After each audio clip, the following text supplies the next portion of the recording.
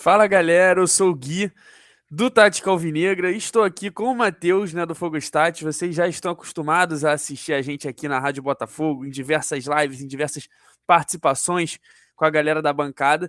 E hoje a gente está aqui para trazer um vídeo, né, para trazer um formato meio diferente nesse pré-jogo contra a equipe do Juventude, que vai acontecer no domingo às 11 da manhã. E a gente quer falar um pouco desse confronto que está por vir, do adversário, da provável escalação do Botafogo, de quem a gente acha que vai a campo, quem pode decidir o jogo. Então a gente separou já alguns tópicos para a gente comentar aqui com vocês. E agora eu vou passar a palavra aí para o Matheus, para ele se apresentar mais uma vez, para ele, enfim, dar aquele bom dia aí para a gente começar esse nosso vídeo de hoje.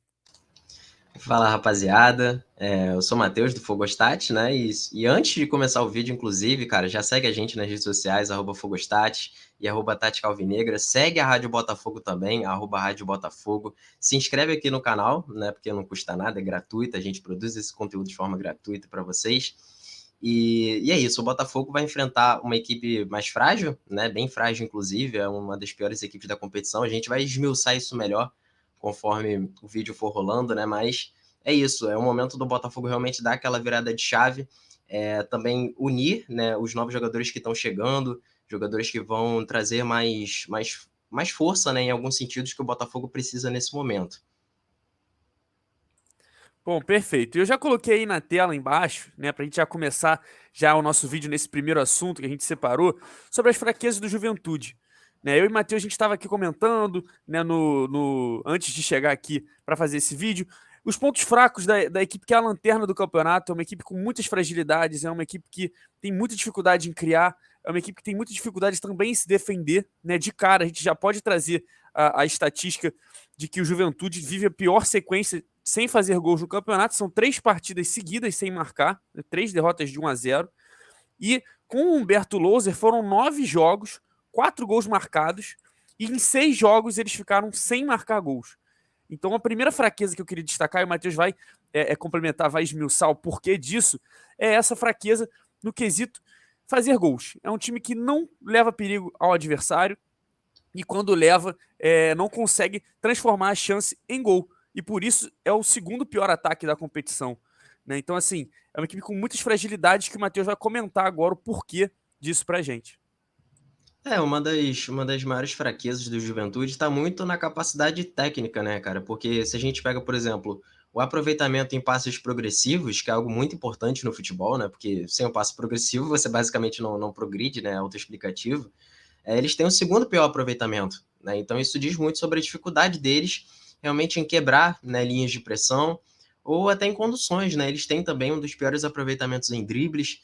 Então é uma equipe que tecnicamente sofre bastante, né? E a organização nem sempre consegue suprir isso. Já não é uma equipe que é muito organizada, né? Acho que a linha defensiva deles é até organizadinha, mas na hora de propor o jogo, né? Na hora de tentar atacar o adversário, quando o adversário está postado, aí eles realmente têm bastante dificuldade. Perfeito. E em questão defensiva, também é uma equipe muito frágil, né? É uma equipe que tem sofrido muitos gols, como eu falei, os últimos 3 jogos foram derrotas por 1-0. Tivemos aí também uma derrota há exatamente um mês até, para o Flamengo, por 4-0. Né? Jogos contra o Coritiba que sofreram 2 gols, Atlético Mineiro que sofreram 2 gols. Então, é uma defesa fraca, uma defesa ruim. Né? Uma das piores também do campeonato. E, porém, tem uma grande questão que a gente quer destacar, a gente vai também falar um pouco mais na hora da escalação, que é a questão do setor defensivo deles, jogador por jogador, não ser tão ruim. Né? É uma equipe que sofre mais com a fragilidade do resto do time nessa hora de recompor. Né? A gente vai também abordar um pouco mais na escalação, mas é uma equipe que tem dificuldade dessa ajuda do meio de campo e principalmente também na recomposição. Então, é uma defesa que, claro, não é a melhor, muito longe disso, porém ainda tem algumas questões positivas, né, Matheus? Só que acaba, pelo contexto geral, sendo fragilizada. Exatamente. Eu fui dar uma olhada nos dados, né, para ter mais base nisso, e diz que o Juventude é a equipe que tem o segundo pior, né, índice de passes permitidos por ação defensiva. E o Botafogo está em 10º nesse ranking, né? E eu até tirei os jogos do Botafogo para... Tirei os jogos que o Botafogo utilizou o esquema de 3 zagueiros, né, para dar uma contextualizada melhor na análise, porque no esquema de 3 zagueiros foi algo muito eventual, né, algo diferente do que é o padrão do Botafogo. E o Botafogo até subiu nesse ranking, né? Então mostra que realmente o Botafogo consegue fazer uma pressão mais alta, ou uma pressão em bloco médio, né? Porque esse dado só conta os últimos 60% do campo. O Botafogo consegue pressionar melhor dessa forma, né? E o Juventude tem muita dificuldade nisso. É uma equipe que cede muitos passes ao adversário, né? Tem dificuldade em acertar os desarmes, acertar as interceptações. E é uma equipe também que tem um dos piores aproveitamentos em duelos defensivos, né? Então, isso mostra bastante a dificuldade deles na parte individual, né? E aí que o Botafogo pode se sobressair de alguma forma. A gente fala isso mais nas qualidades do Botafogo, né? Mas é isso, é uma equipe que tem muita dificuldade de pressionar o adversário, né? E acaba deixando o adversário ter muito contato com a sua última linha defensiva, né? Por muitas vezes. E quando você deixa esse contato acontecer muitas vezes, né? O perigo é bem maior e os gols acontecem com mais constância. Perfeito. E agora a gente vai passar já para o próximo tópico, né, que eu estou mudando aí na tela, que é a respeito das qualidades do Juventude, né? A gente tem que ressaltar o mínimo de ponto forte que a equipe já apresentou, né, para a gente ter também uma atenção maior quando tiver ali na partida. E o Juventude, de cara, a gente pode ressaltar aí o perigo que eles costumam levar em jogadas de cruzamento, né, em jogadas até de bola parada, por mais que não consigam marcar muitos gols, se eu não me engano, foi somente um gol de bola parada, ofensiva, aérea. É a sétima equipe em escanteios do campeonato. Né, nos últimos 5 jogos tem uma média de 7 escanteios por partida. A gente sabe que o Botafogo não tem esse bom aproveitamento na bola aérea defensiva. Então, assim, é algo para ficar de olho aberto. E mais uma vez, vou pedir aí para o Matheus esmiuçar essa questão do ataque do Juventude, as qualidades que eles conseguem observar nessa questão da criação de chances, que apesar de ser pequena, de ser bem fragilizada, eles até conseguem. O Juventude, ele procura realmente muito essa bola aérea, né? Essa é a equipe que mais cruza, né, na competição, isso é bem significativo. Mas contextualizando mais ainda, detalhando mais ainda, né, é a equipe que mais cruza do flanco direito. Então, algo que a gente pode notar de padrão do Juventude é procurar muito esse lado direito ofensivo, lado que atua o Marçal, então eles já vão ter uma certa dificuldade por ali, né? Vai ser um lado que eles vão tentar muitos cruzamentos, né? E é o lado onde atua o lateral direito deles, Rodrigo Soares. É um lateral que tem um certo aproveitamento interessante, né, de cruzamentos. Ele acerta ali 28%, acerta um cruzamento por jogo. E o Juventude fez 7 gols de cabeça na competição, né? Como você bem disse, foi só um de escanteio. Então, eles tiveram muitas situações de escanteio, mas não conseguem concretizar muito bem, né? Essa organização em bola parada não acontece de forma muito boa. Mas os gols acontecem mais realmente desses cruzamentos, né? Esses cruzamentos levam perigo e eles levaram um gol de escanteio mais 4 gols de bola parada, então os outros 3 gols aí foram de faltas, né? Mas de fato é uma equipe que tem dificuldade para fazer gols de bola parada, mas mesmo assim insiste bastante nesse jogo aéreo. Perfeito. E a gente já pode conversar, né? Já pode passar diretamente para o tópico da escalação, para a gente fazer já um apanhado desse Juventude, também do que esperar dessa equipe para amanhã, sabendo e pegando já essas informações que a gente já colocou aí para vocês. Né? O Juventude provavelmente vem num 4-1-4-1, né? É o que o Louser mais tem utilizado. Porém, é de se esperar um Juventude mais ofensivo. Juventude com um meio de campo mais criativo. A gente espera até a participação do Chico, que rejeitou o Botafogo no início da temporada. E o Bruno Nazário, né, o perigo da lei do ex, com provavelmente a volta do Elton ali para ser o primeiro volante. Então a gente teria esse trinca de meio campo, que com a ajuda do Felipe Pires pela esquerda, que é um cara que é um pouco mais espetado, né? É um ponta esquerda que é um pouco mais atacante, é num estilo meio até mais Diego Gonçalves, né? Pegando aí, fazendo uma comparação com o nosso elenco. E é um cara que vai buscar mais o gol. E aí no lado direito a gente tem exatamente o que o Matheus falou, provavelmente um lado do campo preparado para cruzar a bola na área, né? Sem ter aquele jogador mais incisivo, mas um cara que vai ficar mais espetado e deve fazer esse cruzamento, seja o Soares, seja o próprio ponta direita que vai entrar no jogo. Então, assim, essa escalação do Juventude, para amanhã, o Louser já prometeu ter algo mais de proposição de jogo, ter algo mais ofensivo, porque o Juventude vive um momento de crise na questão da criação, né? E aí entra a questão de procurar fazer mais gols e aí talvez até se abrir um pouco mais, o que pode ser bem interessante para o Botafogo, né, Matheus? Exatamente, cara. E, assim, um cara que tem sido utilizado, né, pelo Humberto Louser é o Paulo Henrique, né? Então ele faz meio que aquela dobradinha que muitas vezes a gente até achou que podia ser bom para o Botafogo, né? De dois laterais direitos.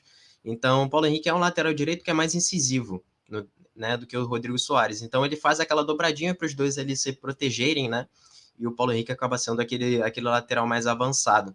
Mas realmente, o Juventude tem perdas assim que são significativas. O Jadson, por exemplo, acho que é o grande desfalque do Juventude. É um cara que articula ali pelo meio, né? Inclusive já passou pelo Botafogo e evoluiu, né, durante a sua carreira, mas é um cara que no Juventude acaba sendo importante, né, nessa construção. E como o Rafael Foster não tem sido muito utilizado, né, ultimamente pelo Juventude, o Rafael Foster é um cara que tem muitas falhas defensivas, né? Mas na construção ele é um cara que acaba ajudando, né? Ele é, inclusive, um dos zagueiros ali que mais tem passes progressivos na competição. Então isso mostra que a construção ficava muito por conta do Rafael Foster, e talvez por isso que o Juventude tivesse essa dificuldade, né? Então, saindo o Rafael Foster, eles têm até uma consistência defensiva talvez melhor na última linha. Mas aí você nota que realmente a dificuldade de construção aumenta mais ainda. Então, ver realmente se a construção deles vai ficar mais a cargo do Chico. Então, é fato que o Botafogo ali conseguindo neutralizar 2 ou 3 jogadores, né, a gente já consegue evitar muitos perigos do Juventude. A gente nota que é uma equipe bem limitada, né? Depende muito de uma individualidade de alguns jogadores ali que fazem o seu jogo rodar. Perfeito. E aí, já passando agora para a gente falar um pouco de Botafogo para esse jogo de amanhã, eu já quero, com o Matheus aqui, pegando tudo que a gente já falou também, estipular uma escalação do Botafogo, como a gente pode também depois aproveitar esse estilo do Juventude no jogo de amanhã. E a gente também já conversou e já deixou pronto aqui.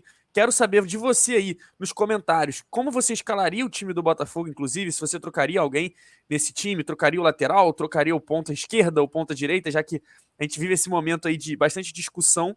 E eu vou colocar aqui na tela a escalação que a gente montou aqui antes de começar esse vídeo, que é com Gatito, Daniel Borges, Adrielson, que entrou muito bem na vaga do Sampaio no último jogo, Cuesta e Marçal. No meio, Tietchan, Eduardo e Lucas Fernandes, o que a gente tem visto, né? A gente vai voltar a ter a trinca junta, né? Desde a partida contra o Ceará, que a gente não teve, né? Por conta da suspensão do Lucas Fernandes no último jogo. E no ataque a gente botou Vitor Sá, Erisson e Jefinho, né? E aí a gente não sabe quem seria na esquerda, quem seria na direita. Eu aí, a princípio, coloquei o Jefinho na esquerda e o Vitor Sá na direita. Mas é algo que eu queria até debater com o Matheus rapidinho, antes de a gente passar para quem pode decidir esse jogo pro Botafogo. Com quem você iria na esquerda e com quem você iria na direita para esse jogo contra o Juventude? Cara, considerando que eles podem atuar no 4-1-4-1, né? Já é um esquema que ali com o meia mais atrás e os 2 meias mais à frente, e talvez algum dos pontas fechando um pouco mais nesse jogo por dentro, acho que pode ser importante sim a gente ter um jogador mais espetado pelo lado. E aí eu penso que o Vitor Sá pode ser esse jogador, né? Um cara que fique mais pelo lado do campo, né? E o Botafogo possa fazer essas inversões de jogo, encontrar esse cara no 1 contra 1. E, inclusive, o Vitor Sá até teve situações assim na última partida, né, quando ele atuou contra o Juventude no primeiro turno. Então, a individualidade realmente dos nossos pontas pode ser algo importante. Então, assim, também não dá para dizer que o Botafogo não pode variar esses pontas, né? Por vezes a gente pode ter sim o Jefinho pela esquerda, por vezes a gente pode ter o Vitor Sá pela esquerda, então a variação pode ser importante, né? Porque são dois jogadores que têm 1 contra 1 muito bom, né? O caso do Vitor Sá é mais por questão de quando ele consegue ultrapassar no 1 contra 1, ao meu ver ele tem uma decisão melhor, né? Uma decisão no passe, talvez para encontrar um companheiro melhor colocado. Mas também é importante ter o Jefinho por esse lado, porque é um cara que tem uma eficiência no drible, ao meu ver, melhor do que a do Vitor Sá. Então, é fato, o Juventude é uma equipe também que comete muitas faltas, então isso é importante, né? Talvez a gente consiga até um pênalti, talvez, né, driblando dentro da área. E é uma equipe que tem muitas expulsões. É a equipe que mais teve expulsões na competição, tá só empatada com outra equipe que eu não lembro agora, mas são 8 cartões vermelhos. Isso é muita coisa. Então, o Botafogo buscar esse 1 contra 1, né, como é uma das equipes que mais busca, né, na competição, pode ser interessante sim. O Juventude está empatado aí com o Coritiba, né? Acabei de olhar aqui no número de cartões vermelhos. Então, assim, eu concordo com o que você falou. Eu iria amanhã de Vitor Sá na esquerda e Jefinho na direita, apesar de ter colocado o contrário aí. Enfim, acho que a gente tem que aproveitar ao máximo do jogador que consegue jogar numa determinada posição. E na direita, infelizmente, a gente não tem ainda esse cara que assumiu ali a posição com tudo que pode agregar no jogo. Mas eu ainda acho que o Jefinho fica um pouco atrás do Vitor Sá na questão de como pode contribuir para o time. Eu colocaria ele na direita nesse jogo. Mas, Matheus, agora para a gente já ir para essa parte final do vídeo, para a gente já encaminhar para o encerramento, quais jogadores podem decidir para o Botafogo? Como a gente pode ganhar a partida de amanhã de maneira bem sucinta, de maneira bem resumida? Pode também falar de jogadores vindo do banco. Tá permitido também. É interessante, né? Porque é um jogador que, por exemplo, pode pintar no banco do Botafogo, né? Inclusive já tá no bid. É um cara que foi até meio controverso entre a torcida, que é o Júnior Santos, né? Que é um atacante bem alto, né? E se a gente considerar que o Juventude sofreu 10 gols de cabeça na competição, mostra que realmente na bola aérea eles têm uma certa dificuldade, né? E por mais que eles tenham um zagueiro alto, que é o Paulo Miranda, né? Que é bom nos duelos aéreos, você ter um jogador ali para incomodar pode ser importante, né? Botafogo é uma equipe que não busca tantos cruzamentos, então pode ser que o Botafogo tenha um pouquinho de dificuldade na eficiência desses cruzamentos, né? Mas ter um jogador ali alto pode ser importante. Mas atuar na transição também é algo que o Botafogo mostra que consegue trazer mais perigo. Então, realmente, jogadores que podem decidir para o Botafogo podem ser os pontas. E o Lucas Fernandes, cara, que é o principal nome do Botafogo, ao meu ver, na temporada, né? Um cara que rende muito bem, né? Organiza muito bem o meio de campo e pode achar muito bem esses espaços, né? No meio do Juventude, que tem essa dificuldade na pressão. Então, esses jogadores realmente podem decidir para o Botafogo, podem fazer a diferença. E se for para destacar alguém na parte defensiva, Marçal, né? O cara que pode anular aí esse lado direito do Juventude, né? E inibir esses cruzamentos. Bom, então para finalizar mesmo, palpite, né? Eu já vou deixar meu palpite aí, vou de 1-0, aquele 1-0 chorado, sofrido, até porque o Botafogo, a gente apurou aqui, né? Não ganha do Juventude fora de casa desde 2001. São 21 anos quase sem vencer o Juventude fora de casa. E também o Botafogo tá desde 2007 sem vencer o Juventude. São 4 partidas sem vencer, né? Isso juntando em casa e fora. Então eu vou de 1-0 chorado, gol do Eduardo. 1-0 chorado, gol do Eduardo. Até rima. E você, Matheus? Cara, eu vou de 2-0, por quê? Acho que o Botafogo consegue fazer um golzinho ali no primeiro tempo, e aí é o momento que o Juventude vai sair para ataque, o Juventude vai se lançar mais ainda, aí é o momento que a gente pega o contra-ataque com o Vitor Sal, com o Jefinho, né, e a gente consegue fazer o segundo e matar o jogo. Então, acho que os gols vão sair do Erisson, acho que o Erisson consegue marcar um golzinho aí numa transição, talvez, e eu sempre falo alguém diferente, né, acho que vai ter gol do Adrielson de cabeça, sei lá, um golzinho no primeiro tempo, talvez, né? Um golzinho de bola parada. Acho que faz sentido. Bom, perfeito. Esse foi então o nosso vídeo aí de pré-jogo Botafogo e Juventude, que acontece amanhã, né, domingo, dia 21 de agosto, às 11 horas da manhã.